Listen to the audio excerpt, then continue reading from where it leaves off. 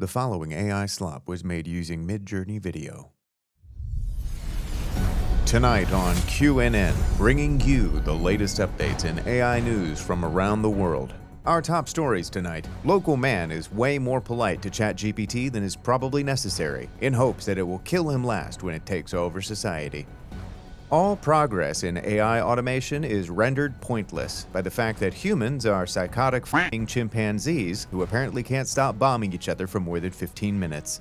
And finally, we continue our ongoing coverage of the dumpster fire that is VO3, featuring dozens of hilariously bad clips suggested by you, the viewers. All this and more tonight on QNN. So this was just for funsies. I'm sure I'll do a proper video on Midjourney at some point, but I still have a ton of VO3 clips to get through for you. In the meantime, I figured what the hell, I'll make a quick intro for this video and share my immediate impressions. First off, I didn't sign up for this shit.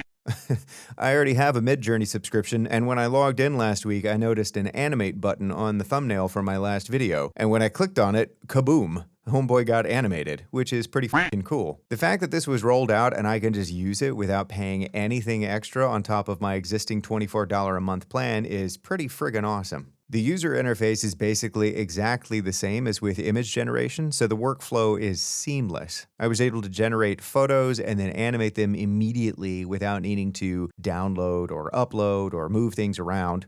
In terms of cost, it's not really fair to compare this to VO3 since there's no sound or speech, but to create all of the animations for this entire project, I burned through about 3 fast hours, which comes to about $5. And to be completely fair, I was just messing around. I did exactly zero prep work or research ahead of time, so I probably could have done it cheaper with a little bit of planning. I think the strength of being able to generate extremely high quality images and then use them as a starting point for video within the same user interface is going to give Midjourney a pretty huge competitive advantage once they figure out speech. One thing I will say is that I had a really hard time with camera direction. I tried dozens of times to have a stationary camera for the news anchor sequences, and it just would not stay still. Anyway, more to come in the future, I'm sure. I'm already a huge fanboy for Midjourney. Their software is great, and they treat their customers really well, so I am optimistic for this rollout. More to follow, but for now, let's get to the VO3 stuff. Not much in terms of housekeeping this time, so I will keep it very brief. But again, feel free to skip to the next chapter if you'd prefer. First, I used the same method for prompt generation as last time, Gemini plus the 28-page reference PDF, and overall it worked pretty well with one caveat. User What If Studio and I both came independently to the conclusion that the longer the Gemini chat log becomes, the worse the prompts get. If you are using Gemini to create prompts, you should start a new chat periodically, whenever you notice the overall quality begins to degrade.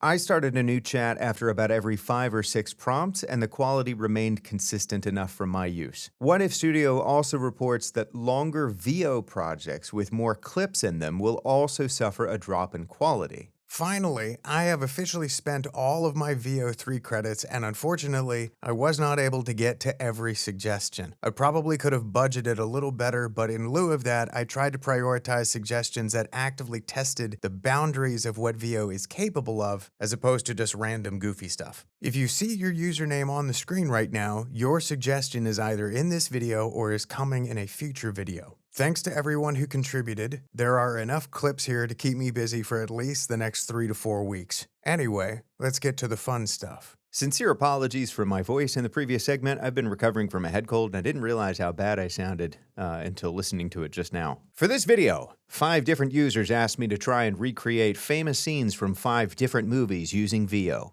I tried to use VO3 fast as much as possible, which unfortunately limited me to text prompts only, no images or ingredients, but it presented an interesting challenge that I really enjoyed. Up first, user Valitsu asked me to recreate the scene from Terminator 2, where the T-1000, played by Robert Patrick, walks through the jail cell bars by briefly becoming liquid. A very, very cool idea. So for this, we need to generate a policeman and a wall of bars and convince VO to keep the bars and the character solid, except for the moment where the character comes into contact with the bars. After some conversation with Gemini about the problem, it came up with this initial prompt. The first generation was bad for two reasons. First, VO tried to cheat by leaving a big gap in the bars. Secondly, as the character approaches the bars, okay, not sure where any of that came from, but alright VO, let's try again. I had Gemini tweak the prompt to specify that the bars span the entire shot, and try again. Okay, now we're getting somewhere, but this is entirely too much liquid. He looks like a water balloon that's been popped. Let's tweak the prompt again to reduce the amount of liquid.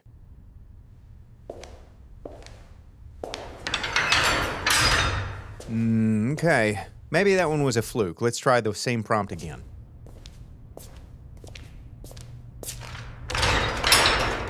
Okay, we took too much fluid away in the prompt. Let's try another variation of the previous prompt and specify that the fluid looks like molten metal instead of water.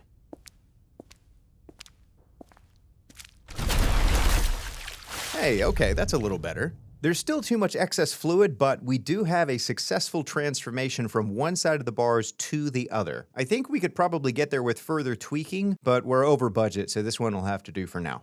Hello there. Are you enjoying this video? Would you like to see more like it? Then please help me quit my job by becoming a member today. For just $1, you can get early access to my videos, and also this super sweet mustache emoji. Thank you for your support. Now, back to the video. Up next, user GRCHTV asked me to replicate the milk drinking scene from Clockwork Orange. And since they provided their own text prompt, I figured I would start by just using it verbatim.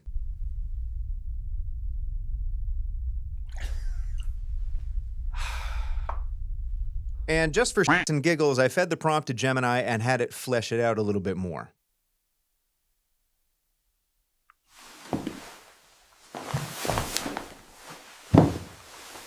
Okay, so as a starting point, this isn't terrible, but we're missing some of the key features here. The bowler hats, the heavy eyelash under one eye, the surrealist human-shaped furniture everywhere. For the next attempt, I asked Gemini to generate a prompt based on its understanding of the original scene, which it was familiar with. Here are the clips that it generated.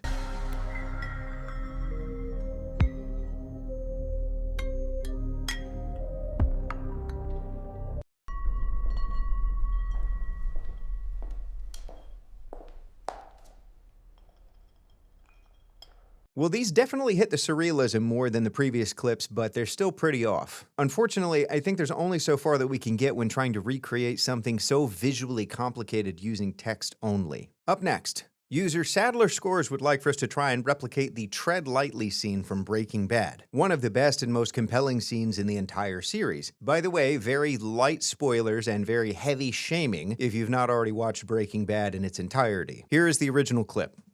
I don't know who you are. I don't even know who I'm talking to.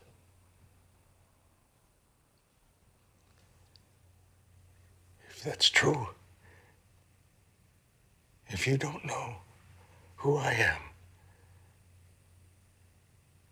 then maybe your best course would be to tread lightly. So how to go about replicating this? Well, we know that VO breaks down completely with more than one character on camera, so we should do two prompts, one for Hank and one for Walt. I started by instructing Gemini to give me a physical description of the environment and the shot composition. This would remain consistent between the two prompts so that they will hopefully look similar enough to be plausible and coherent. I then had Gemini generate prompts for each of the two characters complete with their distinct physical characteristics and a single line of dialogue. I ran the prompts 3 times each. Here are the ones for Hank. I don't know who you are. I don't even know who I'm talking to.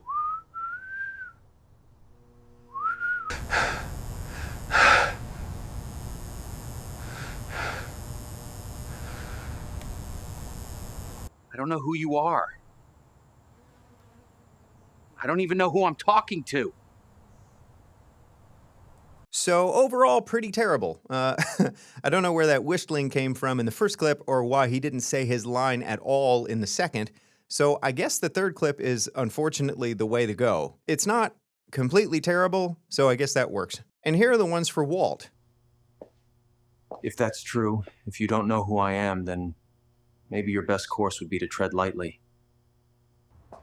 If that's true, if you don't know who I am, then maybe your best course would be to tread lightly.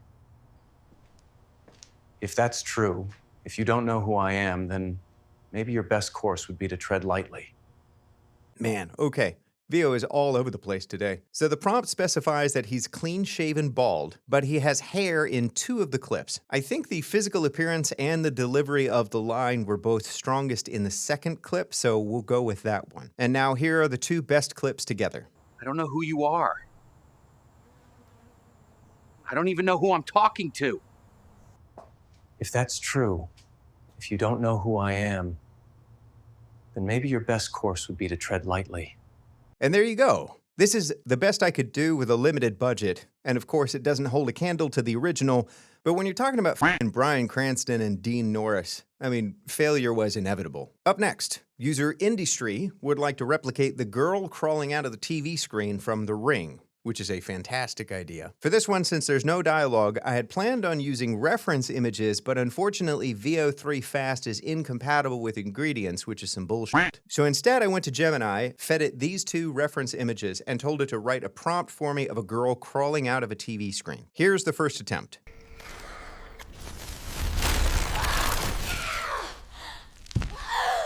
No, not even close. Let's try to run that one more time.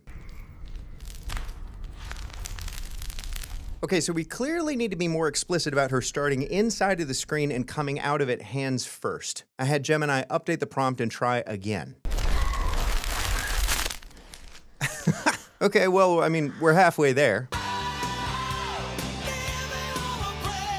I had Gemini update it one more time and try to get even more specific about coming through the screen and gave it one more shot.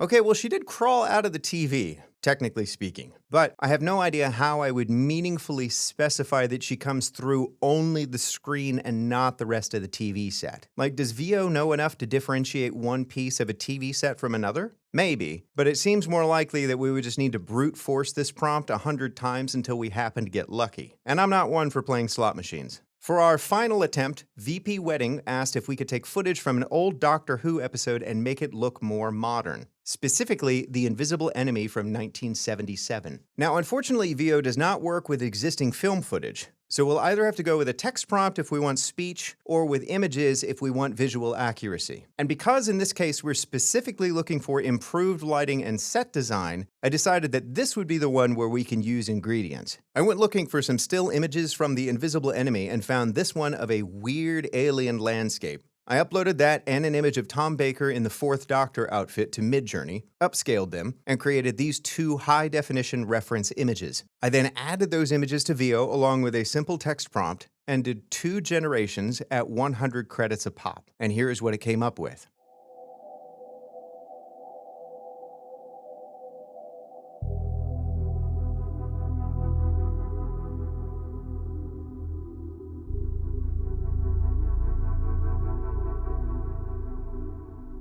Honestly, this might be my favorite attempt yet. There is some wonkiness with his coat in this clip, and his face is entirely too young in this clip, but there is definitely some potential here. And I could very easily add some sound effects for footsteps and atmosphere on the back end if I wanted to. And that's it for this video. This was a lot of fun to do. Once again, if you see your name on the screen right now, then your suggestion was either in this video or will be in a future video. Sorry that I wasn't able to get to everyone's idea. I regret running out of credits, but there's just no way I'm giving Google any more of my money for Vio, especially not with viable competitors like Midjourney on the horizon. Thanks again, everybody, and I'll see y'all next time.